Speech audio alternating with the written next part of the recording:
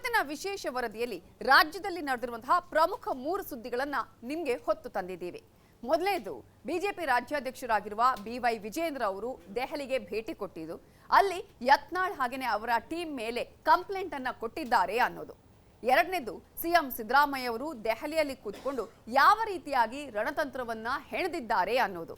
ಇನ್ನು ಮತ್ತೊಂದು ಕಡೆ ರಾಜ್ಯದಲ್ಲಿ ನಡೆದಿರುವಂತಹ 3 ಕ್ಷೇತ್ರಗಳ ಉಪಸಮರದ ಮೇಲೆ ಯಾವ ರೀತಿಯಾಗಿ ರಾಜ್ಯದ ಜನ ಈ ಒಂದು ಚುನಾವಣಾ ಫಲಿತಾಂಶದ ಮೇಲೆ ಕುತೂಹಲ ನೆಟ್ಟಿದ್ದಾರೆ, ಯಾವ ರೀತಿಯಾಗಿ ಬೆಟ್ಟಿಂಗ್ ಭರಾಟೆ ಬಹಳ ಜೋರಾಗಿ ನಡೀತಾ ಇದೆ ಅನ್ನೋದು.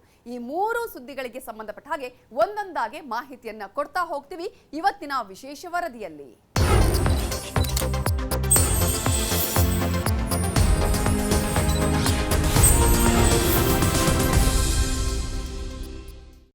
ಅದ್ಯಾಕೋ ಏನು BY ವಿಜಯೇಂದ್ರ ರಾಜ್ಯಾಧ್ಯಕ್ಷರಾದ ಮೇಲೆ ಒಂದಲ್ಲ ಒಂದು ಅಡೆತಡೆಗಳು ಬರ್ತಾನೆ ಇವೆ.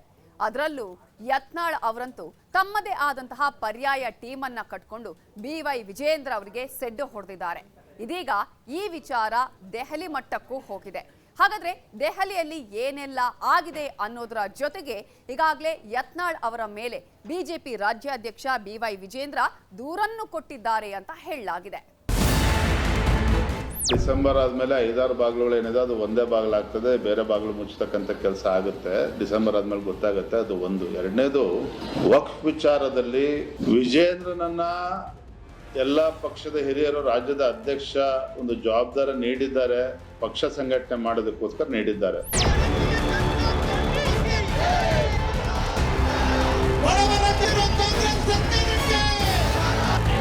ದೆಹಲಿಗೆ ಬಂದು ಪದೇ ಪದೇ ರಾಜ್ಯ ನಾಯಕರ ವಿರುದ್ಧ ಚಾಡಿ ಹೇಳ್ತಕ್ಕಂಥದ್ದು, ಕಂಪ್ಲೇಂಟ್ ಕೊಡ್ತಕ್ಕಂಥದ್ದು ಅದರ ಅವಶ್ಯಕತೆ ನನಗಂತೂ ಖಂಡಿತ ಇಲ್ಲ. ನನಗದ್ರ ಬಿಡುವೂ ಕೂಡ ಇಲ್ಲ. ಯಾಕಂದರೆ ರಾಜ್ಯ ಸರ್ಕಾರ ದಿನ ಬೆಳಗಾದ್ರೂ ಒಂದೊಂದು ರಾದ್ಧಾಂತ ಮಾಡ್ತಾ ಇದೆ. ಪ್ರತ್ಯೇಕ ಹೋರಾಟ ಅಂತೇಳಿ ಪದೇ ಪದೇ ಮಾಡ್ತಾ ಇರ್ತಕ್ಕಂಥದ್ದು ಕೇವಲ ಒಂದು 2-3 ಜನ ತಂಡ ಅಷ್ಟೇನೆ. ಆದರೆ ಬೇರೆ ಎಲ್ಲ ಹಿರಿಯರು ಕೂಡ ಜೊತೆಯಲ್ಲಿದ್ದಾರೆ. ಆದರೆ ತಾವು ಅರ್ಥ ಮಾಡ್ಕೊಳ್ಳಿ, ಕೆಲವರೇನು ಪದೇ ಪದೇ ನನ್ನ ವಿರುದ್ಧ ಮಾತನಾಡ್ತಾರೆ, ಅವರು ಕೂಡ ಸ್ವಲ್ಪ ಡೈಜೆಸ್ಟ್ ಮಾಡ್ಕೊಳ್ಳೋಕೆ ಸಮಯ ಬೇಕಾಗ್ತದೆ. ಎಷ್ಟು ಸಮಯ ಬೇಕಾಗ್ತದೆ ಅವ್ರಿಗೆ ಕೇಳಿ.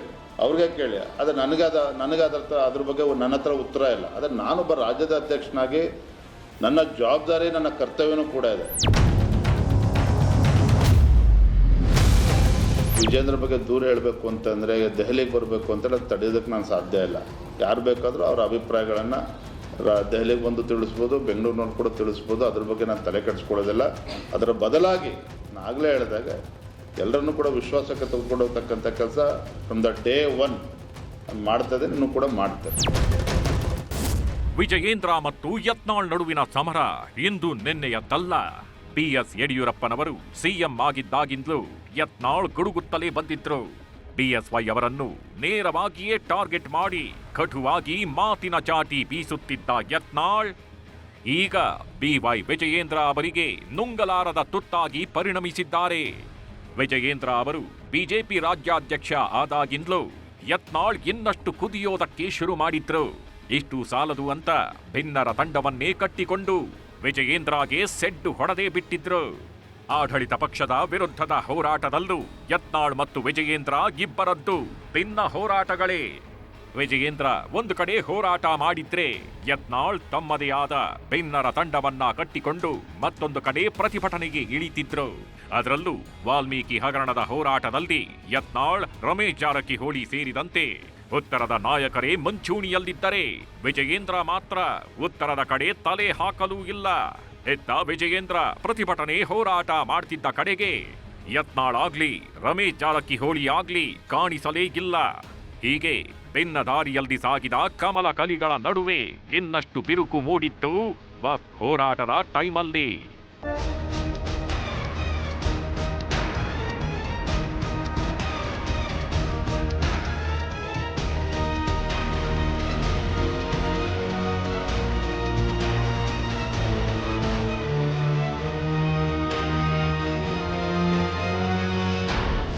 ವಕ್ಫ್ ಹೋರಾಟವನ್ನ ಯತ್ನಾಳ್ ಸೀರಿಯಸ್ ಆಗಿ ತಗೊಂಡಿದ್ರು.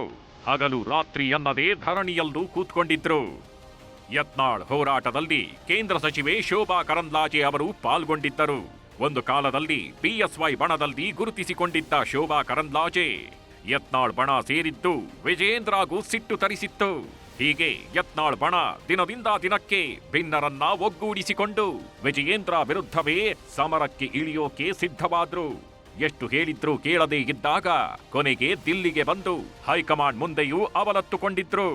ಆದ್ರೆ ಈ ಸಲ ಸೀರಿಯಸ್ ಆಗಿ ಯತ್ನಾಳ್ ಮೇಲೆ ಕಂಪ್ಲೇಂಟ್ ಕೊಟ್ಟಿದ್ದಾರೆ ಅಂತ ಹೇಳಲಾಗ್ತಿದೆ.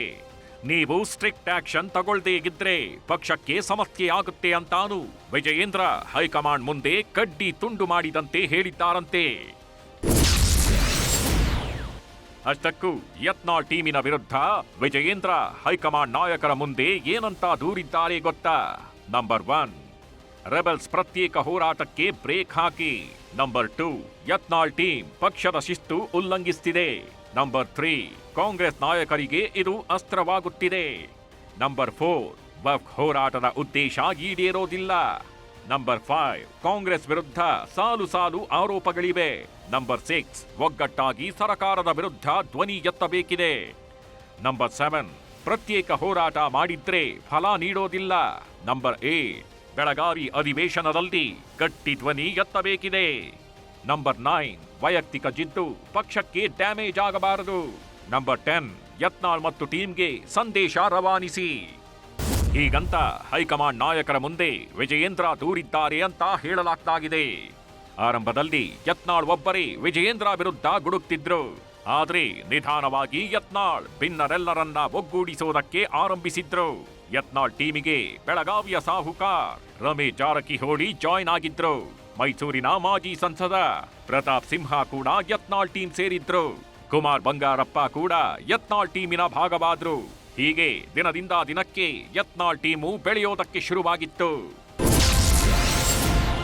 ಇನ್ನು ಯತ್ನಾಳ್ ರೆಬೆಲ್ಸ್ ಟೀಮ್ನಲ್ಲಿ ಯಾರೆಲ್ಲಾಗಿದ್ದಾರೆ ಗೊತ್ತಾ? ನಂಬರ್ 1, ಬಸನಗೌಡ ಪಾಟೀಲ್ ಯತ್ನಾಳ್ ಶಾಸಕ. ನಂಬರ್ 2, ರಮೇಶ್ ಜಾರಕಿಹೊಳಿ ಮಾಜಿ ಸಚಿವ. ನಂಬರ್ 3, ಪ್ರತಾಪ್ ಸಿಂಹ ಮಾಜಿ ಸಂಸದ. ನಂಬರ್ 4, ಕುಮಾರ್ ಬಂಗಾರಪ್ಪ ಮಾಜಿ ಶಾಸಕ. ನಂಬರ್ 5, ಅರವಿಂದ್ ಲಿಂಬಾವಳಿ ಮಾಜಿ ಸಚಿವ. ನಂಬರ್ 6, ಅಣ್ಣಾ ಸಾಹೇಬ್ ಜೊಲ್ಲೆ ಮಾಜಿ ಸಂಸದ. ನಂಬರ್ 7, ಹೊಳಲ್ಕೆರೆ ಚಂದ್ರಪ್ಪ ಶಾಸಕರು. ನಂಬರ್ 8, ಬಿಪಿ ಹರೀಶ್ ಶಾಸಕರು. ನಂಬರ್ 10, ಜಿಎಂ ಸಿದ್ದೇಶ್ವರ್ ಮಾಜಿ ಸಂಸದ. ಹೀಗೆ ಒಟ್ಟು 10ಕ್ಕೂ ಹೆಚ್ಚು ಮಂದಿ ಯತ್ನಾಳ್ ತಂಡ ಸೇರಿದ್ದಾರೆ. ಭಿನ್ನರ ತಂಡ ಹೀಗೆ ದಿನೇ ದಿನೇ ದೊಡ್ಡದಾಗ್ತಿರೋದ್ರಿಂದ ವಿಜಯೇಂದ್ರ ರಾಜಕೀಯ ಭವಿಷ್ಯಕ್ಕೂ ಇದು ಕುತ್ತಾಗುವ ಆತಂಕವೂ ಇದೆ. ತಮ್ಮದೇ ಪಕ್ಷದಲ್ಲಿ ತಮ್ಮದೇ ನಾಯಕತ್ವವನ್ನ ಒಪ್ಪಿಕೊಳ್ಳುತ್ತಿಲ್ಲ ಎಂದಾದರೆ ಭವಿಷ್ಯದಲ್ಲಿ ರಾಜಕೀಯ ಬದುಕು ಕಷ್ಟ ಅನ್ನೋದು ವಿಜಯೇಂದ್ರಗೆ ಅರಿವಾಗಿದೆ. ಹೀಗಾಗಿ ಯತ್ನಾಳ್ ಅಂಡ್ ಟೀಮ್ನ ಭಿನ್ನರಾಗ ಭಿನ್ನ ಮತದ ಬೆಂಕಿಯ ಬಗ್ಗೆ ಹೈಕಮಾಂಡ್ ನಾಯಕರ ಗಮನಕ್ಕೆ ತಂದಿದ್ದಾರೆ ವಿಜಯೇಂದ್ರ. ಅಂದಹಾಗೆ ರೆಬಲ್ಸ್ಗೆ ಬ್ರೇಕ್ ಹಾಕೋದರ ಮೂಲಕ ರಾಜಕೀಯವಾಗಿ ತಮ್ಮ ಪ್ರಭಾವವನ್ನು ಇನ್ನಷ್ಟು ಹೆಚ್ಚಿಸಿಕೊಳ್ಳಲು ಪವರ್ಫುಲ್ ಲೀಡರ್ ಆಗಲು ವಿಜಯೇಂದ್ರ ಯತ್ನಿಸುತ್ತಿದ್ದಾರೆ. ಅಷ್ಟಕ್ಕೂ ವಿಜಯೇಂದ್ರ ತಂತ್ರಗಾರಿಕೆ ಹೇಗಿದೆ ಗೊತ್ತಾ? ನಂಬರ್ 1, ತಮ್ಮ ಶಕ್ತಿ ಹೆಚ್ಚಿಸಿಕೊಳ್ಳಲು ರಣತಂತ್ರ. ನಂಬರ್ 2, ಶಾಸಕರು ಸಂಸದರು ಮಾಜಿ ಶಾಸಕರ ತಂಡ ತಮ್ಮ ಜೊತೆಗಿರೋದು. ನಂಬರ್ 3, ಮೊದಲ ಹಂತದಲ್ಲಿ ಮೊನ್ನೆ ಬಿವೈವಿ ಪರ ಸಭೆ ಮಾಡಲಾಗಿದೆ. ನಂಬರ್ 4, ವಕ್ಫ್ ಪ್ರವಾಸ ಅಸ್ತ್ರ ಮಾಡಿಕೊಂಡ ವಿಜಯೇಂದ್ರ ಯತ್ನಾಳ್ ಅಬ್ಬರಕ್ಕೆ ಕಡಿವಾಣ ಹಾಕೋಕೆ ಯತ್ನಿಸ್ತಿರೋದು. ನಂಬರ್ 5, ಬೆಳಗಾವಿ ಅಧಿವೇಶನದಲ್ಲೂ ಅಬ್ಬರಕ್ಕೆ ವಿಜಯೇಂದ್ರ ಸಿದ್ಧತೆ. ನಂಬರ್ 6, ಮೂಡಾ ಕೇಸ್ ವಿರುದ್ಧ ಸದ್ದು ಮಾಡಿದ್ದ ಬಿವೈವಿ. ನಂಬರ್ 7, ಈಗ ವಕ್ಫ್ ವಿರುದ್ಧ ಸಮರ ಸಾರಿರುವ ಬಿವೈವಿ. ನಂಬರ್ 8, ರಾಜ್ಯಾದ್ಯಂತ ಹೋರಾಟ ಶಕ್ತಿ ಪ್ರದರ್ಶನಕ್ಕೆ ಸಿದ್ಧತೆ. ನಂಬರ್ 9, ರಾಜ್ಯಾಧ್ಯಕ್ಷ ಸ್ಥಾನ ಭದ್ರಪಡಿಸಿಕೊಳ್ಳಲು ರಣತಂತ್ರ. ನಂಬರ್ 10, ಸ್ವಪಕ್ಷದಲ್ಲಿನ ವಿರೋಧಿಗಳಿಗೆ ಠಕ್ಕರ್ ಕೊಡಲು ಪ್ಲಾನ್. ಹೀಗೆ ರಾಜ್ಯಾಧ್ಯಕ್ಷ ಸ್ಥಾನವನ್ನು ಗಟ್ಟಿಗೊಳಿಸಿಕೊಳ್ಳಲು ಮತ್ತು ವಿರೋಧಿಗಳನ್ನು ಹಣಿಯಲು ವಿಜಯೇಂದ್ರ ತಮ್ಮದೇ ಆದ ರೀತಿಯಲ್ಲಿ ರಣತಂತ್ರಗಳನ್ನ ಹೆಣೀತಿದ್ದಾರೆ.